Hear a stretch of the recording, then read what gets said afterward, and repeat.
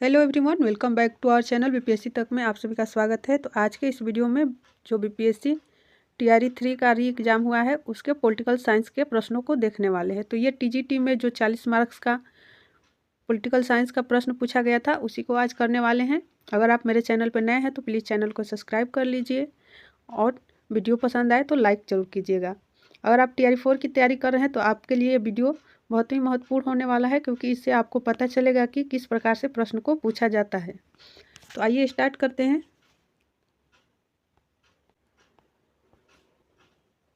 पहला क्वेश्चन पूछा गया था कि संसदीय सर्वोच्चता के सिद्धांत का अनुसरण निम्न में से किस देश में किया जाता है। किस देश में संसद को सर्वोच्च माना जाता है? तो इसका राइट आंसर हो जाएगा ऑप्शन ए, ब्रिटेन में। ब्रिटेन में संसद को ही सर्वोच्च माना जाता है और हमारे भारतीय संविधान में भी संसदीय प्रणाली की अवधारणा ब्रिटेन से ही लिया गया है। नेक्स्ट प्रश्न देखते हैं क्या पूछा गया था। ये बीपीएससी टीआरई 3.0 का जो एग्ज़ाम हुआ था उसके टीजीटी में पूछे गए पॉलिटिकल साइंस के 40 प्रश्न हैं। तो आइए हम लोग इसको करते हैं। सेकंड प्रश्न पूछा गया था कि भारत में पिछड़े वर्गों की पहचान हेतु सर्वप्रथम आयोग निम्न में से किसकी अध्यक्षता में गठित किया गया था। यहाँ पूछा गया है कि सर्वप्रथम मतलब पिछड़े वर्ग की पहचान हेतु सर्वप्रथम आयोग किसकी अध्यक्षता में गठित किया गया था। तो इसका राइट आंसर हो जाएगा ऑप्शन डी, काका कालेकर। फर्स्ट इन्हीं के अध्यक्षता में गठन किया गया था, काका कालेकर के, और फिर एक आया था वो बीपी मंडल की अध्यक्षता में। तो प्रथम पूछा है तो इसलिए इसका राइट आंसर ऑप्शन डी हो जाएगा। अगला प्रश्न देखते हैं। 3 नंबर की स्वतंत्रता के समय निम्न में से किस रियासत के शासक पाकिस्तान में शामिल होना चाहते थे परंतु जनता भारत में शामिल होनी चाहती थी। वहाँ के शासक जो थे वो पाकिस्तान में शामिल होना चाहते थे, लेकिन जहाँ वहाँ की जो जनता थी वो भारत में शामिल होना चाहती थी। तो इसका राइट आंसर हो जाएगा ऑप्शन बी, जूनागढ़। जूनागढ़ में जनमत संग्रह करा के वहाँ भारत में मिलाया गया। नेक्स्ट प्रश्न देखते हैं। 4 नंबर प्रश्न क्या पूछा गया था कि निम्न में से भारत में 1950 में योजना आयोग की स्थापना का प्रमुख उद्देश्य कौन सा था। ऑप्शन ए है केवल आर्थिक विकास सुनिश्चित करना। ऑप्शन बी है केवल ऐसी नीतियों का निर्माण करना जो भारत को गरीबी से मुक्ति पाने में सहायक हो। ऑप्शन सी केवल आधुनिक औद्योगिक आधार निर्मित करना। ऑप्शन डी उपरोक्त में से एक से अधिक, और ऑप्शन ई दिया गया है उपरोक्त में से कोई नहीं। तो इसका राइट आंसर हो जाएगा ऑप्शन डी, उपरोक्त में से एक से अधिक, यानी ये सभी राइट है।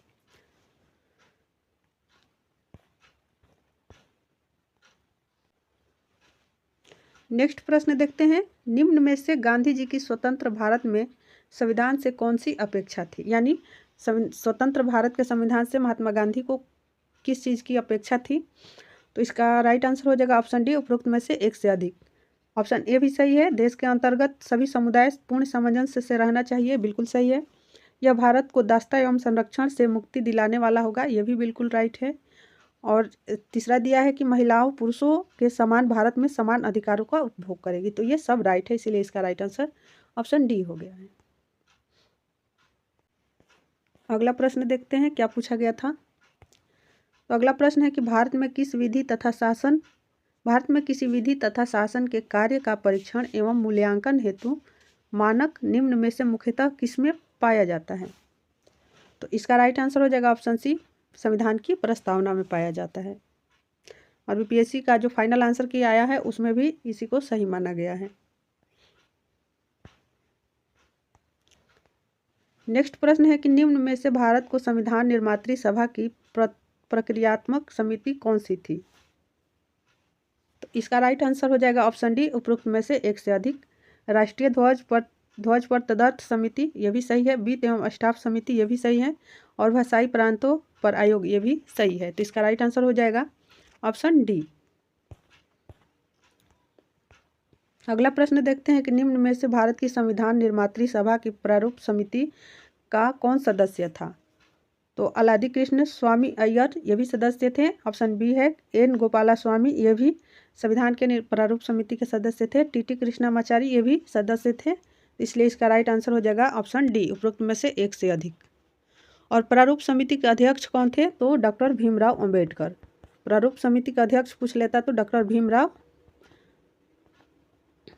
अंबेडकर थे।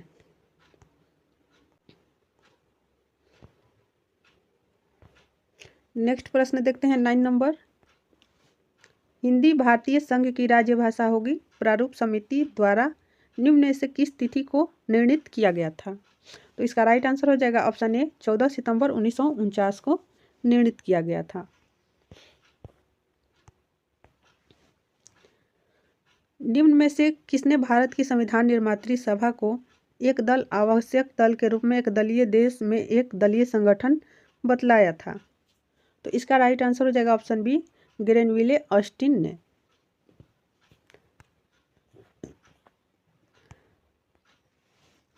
अगला प्रश्न देखते हैं 11 नंबर की। भारत के संविधान की प्रस्तावना निम्न में से किसके बारे में भारत के लोगों को आश्वासित करती है? ऑप्शन ए दिया है कि राष्ट्र की एकता एवं अखंडता के बारे में। ऑप्शन बी दिया है कि व्यक्तियों की गरिमा के बारे में, ये भी राइट है।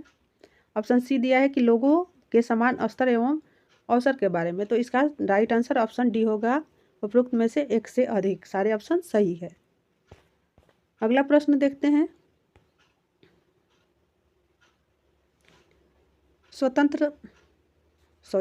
भारत के संविधान की प्रस्तावना में कितने प्रकार की स्वतंत्रताएं प्रदत्त की गई है?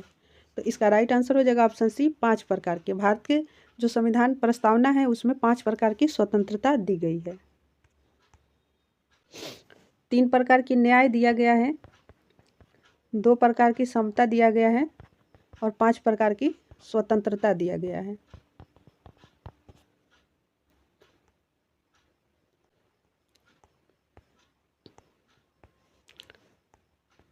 अगला प्रश्न देखते हैं कि बिहार भारत में किस क्षेत्रीय परिषद के क्षेत्र में है? ऑप्शन ए है केंद्रीय क्षेत्रीय परिषद के क्षेत्र में। ऑप्शन बी है उत्तरी क्षेत्रीय परिषद के क्षेत्र में। ऑप्शन सी है पूर्वी क्षेत्रीय परिषद के क्षेत्र में। ऑप्शन डी है उपरोक्त में से एक से अधिक। ऑप्शन ई है उपरोक्त में से कोई नहीं। तो इसका राइट आंसर हो जाएगा ऑप्शन सी पूर्वी क्षेत्रीय परिषद के क्षेत्र में बिहार आता है। अगला प्रश्न देखते हैं।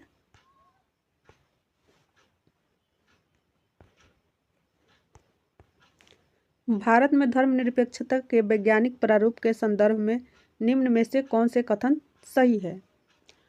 ऑप्शन ए है यह धर्म तथा राजनीति को एक दूसरे से पृथक रखता है। ये बिल्कुल राइट है।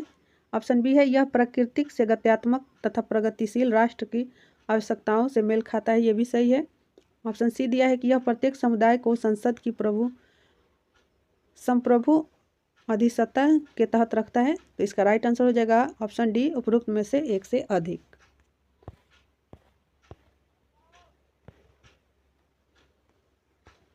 नेक्स्ट प्रश्न है कि निम्न में से भारत में लोकतांत्रिक निर्वाचनों की प्रमुख विशेषता कौन सी है? ऑप्शन ए है कि ऐसे निर्वाचनों में मतदाता को नियमित अंतराल पर वास्तविक चयन के अवसर प्राप्त होते हैं। ऐसे निर्वाचनों में प्रत्येक व्यक्ति को वोट के समान महत्व के साथ साथ वोट देने का अधिकार रखता है। ये सही है ऑप्शन।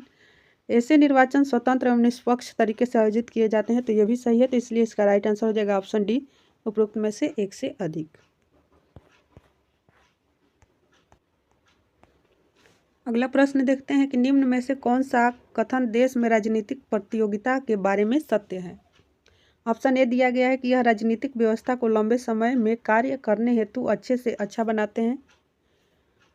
ऑप्शन बी दिया गया है कि यह भविष्य के नेताओं के चयन का मार्ग प्रशस्त करते हैं। यह लोगों को उनकी सेवा हेतु पुरस्कृत करने अथवा ऐसा न करने वालों को दंडित करने का अवसर प्रदान करते हैं। तो ये दोनों सही है। इसलिए इसका राइट आंसर हो जाएगा ऑप्शन डी उपरोक्त में से एक से अधिक।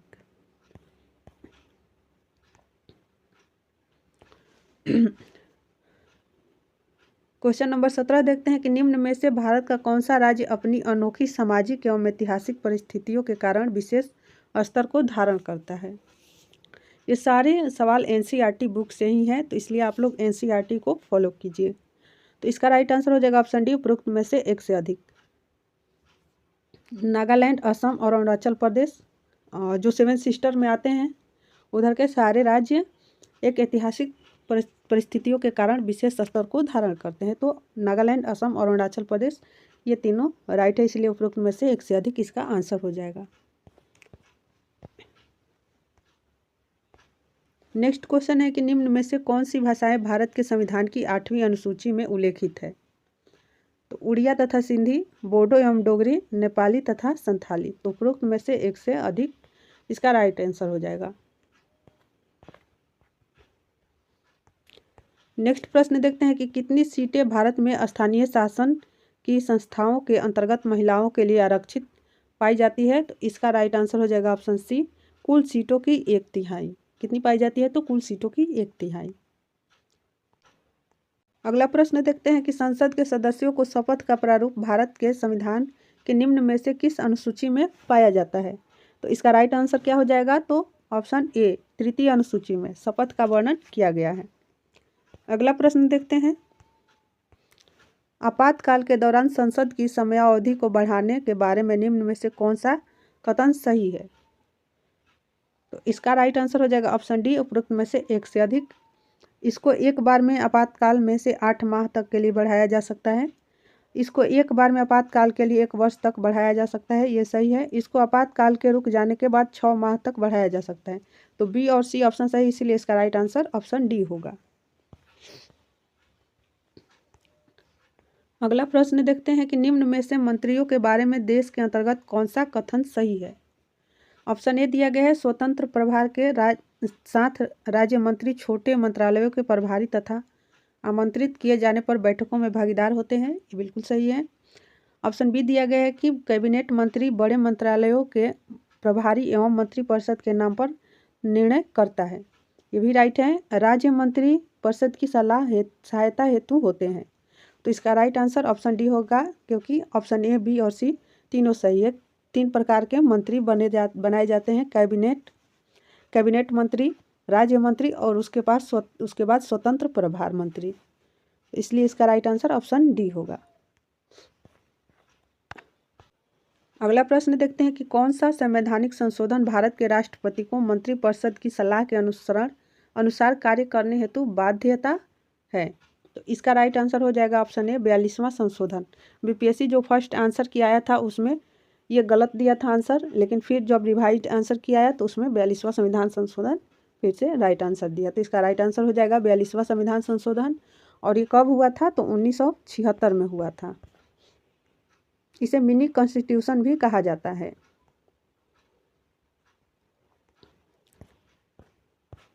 अगला प्रश्न देखते हैं, निम्न में से कौन से प्रावधान भारत में न्यायपालिका को स्वतंत्रता हेतु पाए जाते हैं? ऑप्शन ए है, न्यायाधीशों के वेतन एवं भत्ते संचित निधि पर निर्धारित होता है और वे पदावकाश ग्रहण करने के उपरांत वकालत नहीं कर सकते हैं। इनमें संवैधानिक नियुक्तियां होती है, बिल्कुल सही। ऑप्शन ए भी सही है, बी भी सही है। ऑप्शन सी, अपने न्यायिक व्यवहार के प्रति धृष्ट आलोचना से मुक्त होना, ये भी सही है। तो इसका राइट आंसर हो जाएगा ऑप्शन डी, उपरोक्त में से एक से अधिक।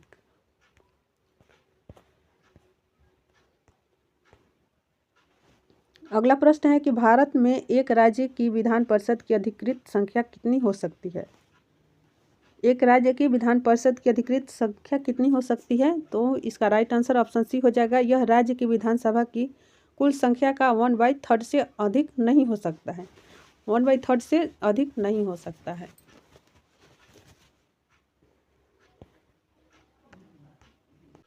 नेक्स्ट प्रश्न है, यहाँ थोड़ा सा कट गया है कि भारत में निम्न में से कौन सा कथन प्राण एवं दैहिक स्वतंत्रता के संरक्षण के अधिकार के बारे में सही है? ऑप्शन ए दिया गया है कि यह प्राइवेट व्यक्तियों द्वारा इनका उल्लंघन किए जाने के विरुद्ध उपलब्ध है। ऑप्शन बी दिया गया है कि नागरिकों को यह केवल राज्य के विरुद्ध उपलब्ध है। ऑप्शन सी दिया गया है कि यह अधिकार जीवन की गरिमा का वादा नहीं करता है। तो इसका राइट आंसर हो जाएगा ऑप्शन डी, इसमें ए और बी दोनों राइट है। अगला प्रश्न देख लेते हैं 28 नंबर की, 6 वर्ष से 14 वर्ष तक के बच्चों की शिक्षा का अधिकार भारत में किस संवैधानिक संशोधन द्वारा उनका मूल अधिकार बना दिया गया? तो इसका राइट आंसर हो जाएगा ऑप्शन ए, 86वां संविधान संशोधन के द्वारा। यह कब हुआ था? तो 2002 में हुआ था। 86वां संविधान संशोधन के द्वारा 2002 में आया था।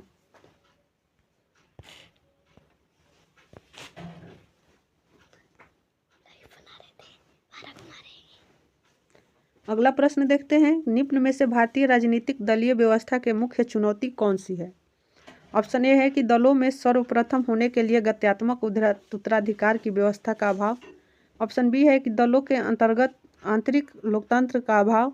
ऑप्शन सी है दलों में विशेषतः निर्वाचनों के दौरान धन तथा भुजबल की बढ़ती हुई भूमिका। तो इसका राइट आंसर ऑप्शन डी हो जाएगा, इनमें से सभी सही है। अगला प्रश्न है कि निम्न में से भारत में किसको लोकतंत्र की उपलब्धि कहा जा सकता है। ऑप्शन ए है देश में आर्थिक विकास तथा असमानता एवं गरीबी का ह्रास होना, बिल्कुल राइट है। ऑप्शन बी है देश में वैध, जिम्मेदार एवं उत्तरदायी सरकार का गठन होना, यह भी राइट है। ऑप्शन सी है नागरिकों की गरिमा एवं स्वतंत्रता के साथ साथ सामाजिक विभिन्नताओं हेतु देश में अनुग्रहित शासन का अस्तित्व होना, बिल्कुल राइट है। तो इसलिए इसका राइट आंसर ऑप्शन डी होगा, इनमें से एक से अधिक। अगला प्रश्न देखते हैं 31 नंबर के नीचे 3 कथन दिए गए हैं जिनमें अभिकथन ए तथा अन्य कारण आर तथा R2 है। अभिकथन में क्या दिया गया है, तो लोकतंत्र सुनिश्चित करता है कि हम जितने योग्य हैं उससे बेहतर शासन नहीं किया जाएगा। ऑप्शन 2 है न्याय हेतु मानव की क्षमता लोकतंत्र को संभव बनाती है। 3 दिया गया है R2 कथन, कारण दिया गया है अन्याय के प्रति मानव का झुकाव लोकतंत्र को आवश्यक बना देता है। तो इसका राइट आंसर हो जाएगा ऑप्शन डी, उपरोक्त में से। नेक्स्ट प्रश्न देखते हैं कि निम्न में से किसने कहा था कि लोकतंत्र सर्वोत्तम है, यह संदेह से परे है। तो इसका राइट आंसर हो जाएगा ऑप्शन सी, जेके गिलवर्थ ने। अगला प्रश्न है 33 नंबर, सूची 1 को सूची 2 से मिलान करना है। तो इसका राइट आंसर आपको बता देती हूँ। इसका राइट आंसर हो जाएगा ऑप्शन बी, ए का ए, बी का 2 और सी का 3 और डी का 4।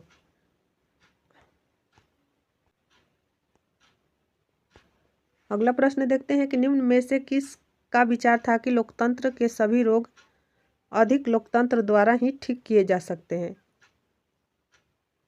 तो इसका राइट आंसर हो जाएगा ऑल्फ्रेड स्मिथ का। अगला प्रश्न है कि भारत में भारतीय वन सेवा निम्न में से किस वर्ष अस्तित्व में आई थी। तो इसका राइट आंसर ऑप्शन सी होगा 1864 ईस्वी में। अगला प्रश्न है कि the imperial forest research institute सन 1906 में निम्न में से किस स्थान पर अस्तित्व में आया था। तो इसका राइट आंसर हो जाएगा ऑप्शन ए, देहरादून में, जो उत्तराखंड में है। अगला प्रश्न है कि लोकतंत्र की तत्कालीन विश्व में कमजोरियों के बारे में निम्न में से कौन से कथन सही है। ऑप्शन ए दिया गया है 1 दिया गया है कि लोकतांत्रिक शासनों के निर्णय लेने में एवं उनके कार्य रूप में परित बहुत समय लगता है। जी बिल्कुल राइट है, बहुत समय लगता है लोकतंत्र में निर्णय लेने में। ऑप्शन 2 दिया गया है कि राजनीतिक दल अधिकांशतः लोकतांत्रिक शासनों और अनैतिक एवं शक्तिहीन बनाते हैं, ये भी राइट है। ऑप्शन 3 में दिया गया है कि उनमें क्षेत्रीय हित राष्ट्रीय हितों से अधिक शक्तिशाली हो जाते हैं, ये भी राइट है। जो नेता जिस क्षेत्र का होता है उस क्षेत्र का विकास ज़्यादा करता है या उस क्षेत्र में काम करता है, लेकिन दूसरे क्षेत्र का हेल्प भी नहीं करता है। तो इसलिए इसका राइट आंसर हो जाएगा ऑप्शन डी, उपरोक्त में से एक से अधिक।